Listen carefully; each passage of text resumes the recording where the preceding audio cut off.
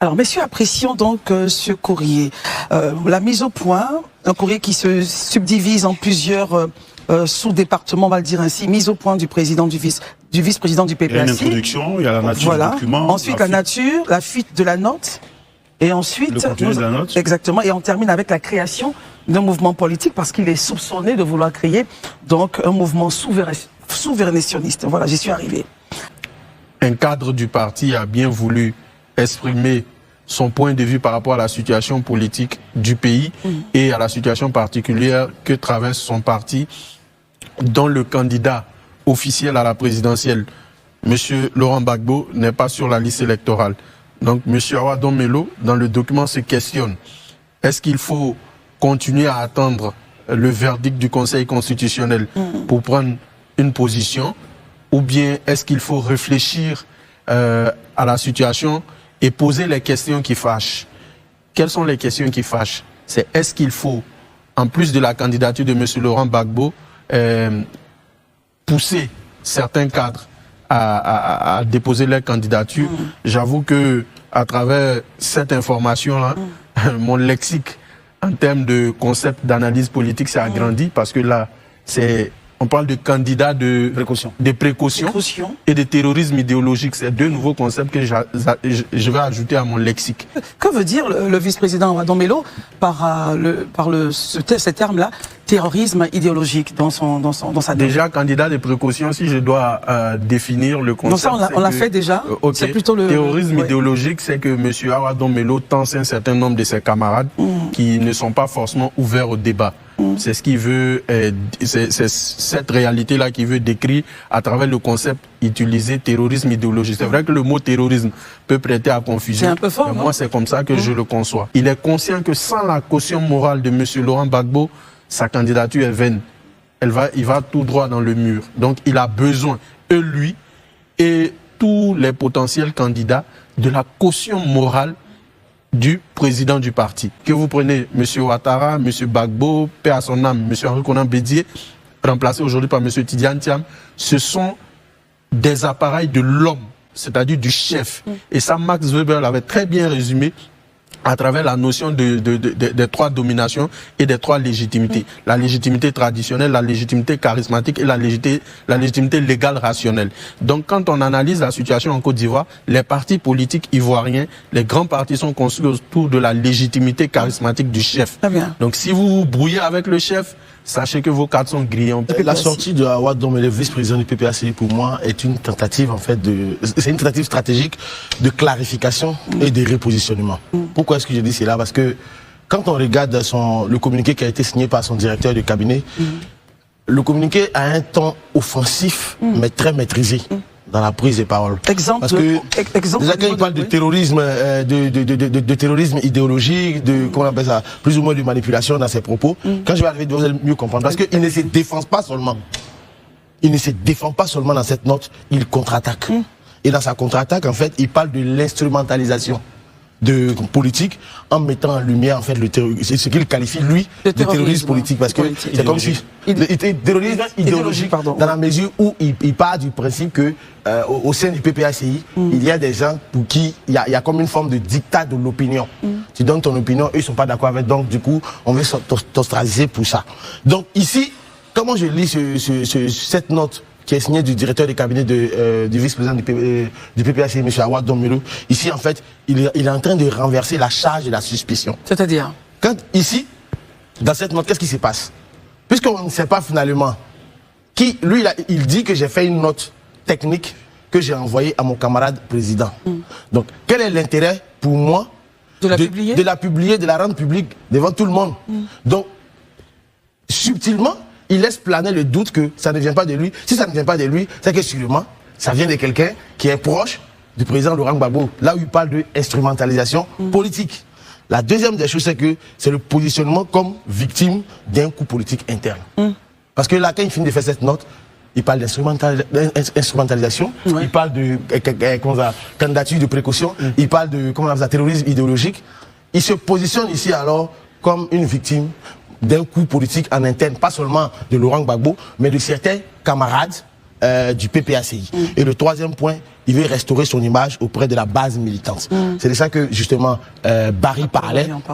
Parce que tu le veuilles ou non, si tu n'as pas la caution morale ou la bénédiction du père Laurent Gbagbo, parce que là, le courrier, là, c'est un véritable pavé dans la mare qui vient, en fait, ça crée une forme de dichotomie dans la communication du PPACI. Donc, il y a certains militants qui ne sont pas en accord avec ça. Rappelez-vous le cas de Jean-Louis Billon au PDCI, qui, quand il a fait, il a eu sa situation avec Tidiane Thiam. Aujourd'hui, il y a certains militants du PDCI qui sont prêts à voter pour tout le monde, sauf Billon, malgré qu'il soit du PDCI. Donc, en gros, il est en train de redorer ce blason. Question. Les Ivoiriens, en fait, ils adorent, ils aiment bien les gens qui sont en souffrance, les gens qui souffrent beaucoup. Ils aiment les martyrs. Donc, quand tu te positionnes en victime, généralement, il y a des gens qui ont tendance à avoir de la sympathie pour toi. Je pense que Gbagbo Laurent l'a fait en son temps avec Feu Félix Houphouët-Boigny. Même quand Alassane Ouattara n'avait pas encore pris le pouvoir, quand il était dans l'opposition, il a fait aussi. Tous les politiciens jouent de cette victimisation. Mais je vais terminer pour dire que au-delà de la mise au point du vice-président du PPACI, M. Awad Dombolo, en fait, ici, il est en train d'exposer en fait qu'il y a des tensions en interne au PPACI. Et pour terminer, Don Melo, dans son courrier, démontre son attachement au PPACI, malgré les dissensions internes. Et cette posture, pour moi, elle a deux objectifs. Le premier, oui, pour terminer, le premier objectif d'abord, c'est d'éviter peut-être une exclusion formelle, voire la radiation du PPACI. Et la deuxième des choses, comme je l'avais dit tout à l'heure, c'est de conserver un capital sympathie au niveau de la base militante pour l'avenir. Parce que là, qu'on le veuille ou non, après 2025, il y aura un renouvellement de la classe politique. Et Awad Dombolo est en train de se repositionner en homme libre, loyal, mais qui reste lucide. Awad Dombolo n'est pas un enfant. Donc aujourd'hui... Pourquoi le mentionner encore? Je mentionne parce que les gens peuvent s'imaginer que Awad Dombolo va peut-être créer un mouvement ou parti du FPI. Non. Voici un monsieur, depuis tout le temps, il reçoit quand même des coups, hein, c'est pas nouveau. Il a eu des conférences ou des sections en tant que vice-président. Des sections l'ont invité. Le parti a interdit des actions pareilles. En quoi il a suivi, même en France. En quoi c'est un coup, Herman, justement? Un coup comment? Oui, vous dites qu'il a suivi. Oui, on dit la discipline partie. Lorsqu'on interdit à un vice-président d'aller faire une conférence à des sections qui le sollicitent, c'est courant dans les partis politiques. Si on le lui interdit, mais il le prend par discipline du parti, comme vous le dites, il accepte. On a vu même un mouvement qui ne se réclamait même pas du PPACI à organiser une activité en France, à Paris. Ce mouvement l'a invité. Le parti a estimé que la représentation du PPACI là-bas a dit qu'elle ne se reconnaît pas là-bas. Il a pris tout ça sur lui. Parce qu'il sait que, mine de rien, ils sont tous des chevaux de Laurent Gbagbo. Aujourd'hui, tu te frottes à Alassane Ouattara au niveau du RHDP, tu ne vas rien devenir. Tu te frottes à Laurent Gbagbo au PPACI, tu ne vas rien devenir. Ils n'ont pas volé la construction de leur parcours qui les a menés à avoir cette statue-là auprès de leurs militants. Donc, si tu as envie d'avoir la base pour avoir une certaine crédibilité, au risque même de te créer des coups que tu aurais fomentés pour te décrédibiliser, vaut mieux être respectueux de celui qui est le chef. Et il a compris. Vous voyez bien que même cette note de précision ne fait que préciser dans le cadre, et finalement, il dit qu'il n'est pas, il ne parle pas. Mais je voudrais qu'on revienne sur les notes. Il précise que c'est une note, mais c'est quelque chose, dans les partis politiques, c'est courant. On n'a pas besoin de points courrier. Souvent, on fait des notes. En tant que militant exerçant peut-être dans un organe, on fait des notes pour préciser comment est-ce que l'ambiance que nous vivons dans cet organe, pour le transmettre au parti, pour ceux qui sont militants dans un parti politique. Donc c'est pas nouveau. Et surtout qu'ils précisent que c'est depuis 40 ans de collaboration avec Laurent Gbagbo, c'est par les notes qu'ils ont toujours travaillé. Effectivement. Qu'est-ce qui gêne en ce moment? Mais non, parce que les gens disent qu'ils n'ont pas reçu de courrier, c'est finalement comme il a reçu en main à main, il a redonné ça à main propre. Et que c'est pas passé par les services de courrier du cabinet du président de la République, les gars estiment que ça n'existe pas. Mais en réalité, c'est des choses qu'ils font tout le temps, en remettant de même propre ces éléments. Pour terminer rapidement, je voudrais parler de la note, le contenu même de la note. Donc, on peut revenir encore là-dessus. Don Melo, on peut s'imaginer qu'il a des ambitions, c'est tout à fait normal, un leader politique, un acteur politique, il peut avoir des ambitions. Mais la note qu'il a faite au PPACI, donc au président du PPACI, c'est juste qu'il proposait des candidatures de précaution. Il n'a pas dit, moi, Dombello, choisissez-moi pour que je sois le candidat. Donc, on peut s'imaginer qu'il a fait le sacrifice de lui-même pour mettre dans la balance tout le monde. Ça pouvait être, le président pouvait dire, bon, je choisis Katina, Hubert Oulaye et d'autres personnes. Allez, ou bien, comme on a la convention pour le faire. Je pense que aujourd'hui, ils ont compris, parce qu'on a vu que les éléments de langage ont changé dans l'autre camp. Tant que ça peut aider à ce que le PPACI se retrouve, mais il y a la question de fond demeure.